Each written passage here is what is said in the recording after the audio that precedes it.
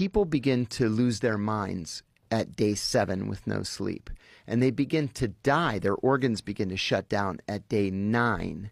But the CIA was authorized to keep people awake for 12 days. And that was another thing that caused prisoners to just die. They would have heart failure, you know? How'd they keep them awake? You chain them to that eye bolt in the ceiling again. You have these industrial strength lights on them 24 hours a day and like death metal 24 hours on volume 11. And they just can't sleep because if they collapse, they'll pull their arms out of their sockets. They're chained to that eye bolt. Jeez. It was bad.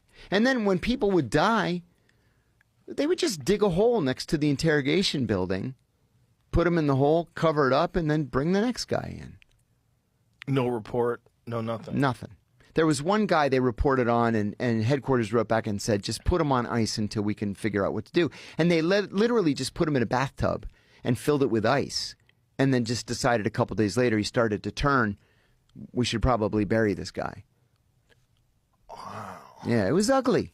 And the Justice Department never said anything about that. They're like, oh, listen, you can do these techniques, and if you kill him, just bury him out back. Yeah, that wasn't the approved operation. Was any of it effective? Like, was there any actionable information? That's the worst part of this. No, none of it was effective. You know, I say this all the time, Joe. It's like a kick in my gut to have to compliment the FBI. But if there's one thing that the FBI is really good at, it's interrogations. They've been doing interrogations effectively since the Nuremberg trials in 45 and 46. These guys know what they're doing. And so with Abu Zubaydah as an example, we captured Abu Zubaydah, and normally overseas, the CIA has primacy. Domestically, the FBI has primacy. But 9/11 was still an open criminal investigation, and so we sent Abu Zubaydah out to the secret site, and the FBI took over. The CIA was furious about this, but there was an FBI agent by the name of Ali Soufan who did exactly as he was trained to do, and he began to engage Abu Zubaydah in a conversation. And Abu Zubaydah just gave him the silent treatment for weeks. This went on for weeks.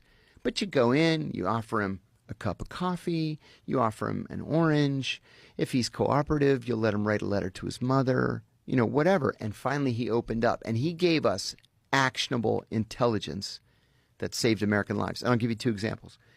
Number one, we had no idea what the Al-Qaeda wiring diagram looked like. We knew it was bin Laden and Zawahiri, and then we just didn't know